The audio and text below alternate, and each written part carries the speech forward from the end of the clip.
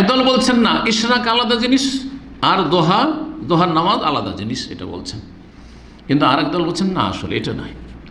যেই সালাতটার নাম ইশরাক সেটির নাম হচ্ছে দোহা, সেটির নাম হচ্ছে দোহা। তাহলে কাজ একটি, এবাদত একটি, নাম ভিন্ন ভিন্ন। ঠিক ওই রকমই যেমন তারাবির কয়টি নাম আছে জানা আছে? একটি তারাবি যেটা পরবর্তীকালে নামকরণ হয়েছে। নবী সাল্লাল্লাহু আলাইহি ওয়াসাল্লাম জামানায় তারাবি বলা হতো না, নবী সাল্লাল্লাহু আলাইহি ওয়াসাল্লাম ইন্তেকালের পরে আবু বকর সিদ্দিকের জামানায় বলা হতো না।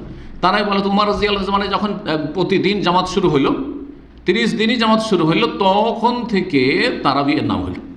সাহাবা কিরামদের যুগে এই নামটা এসছে, সুতরাং নাম বেদাতি নাম না, ঠিক আছে, কিন্তু এটা একটি নাম। দ্বিতীয় নাম কি? কিয়ামুল লাইল। তৃতীয় নাম তাহাজ্জুদ। হ্যাঁ, চতুর্থ নাম সালাতুল লাইল। 5 নম্বর নাম কিয়ামে রমাদান। ভালো করে রাখবেন, কয়টি নাম? 5টি নাম বললাম। মান কামা রমাদান ঈমান আছে না, কিয়ামে রমাদান হইল না। সালাতুল লাইলে মাসনা, রাতের সালাত 2 করে পড়ো, আচ্ছা না হাদিস সালাতুল লাইল, তাহলে হাদিসে এগুলো নাম এসছে।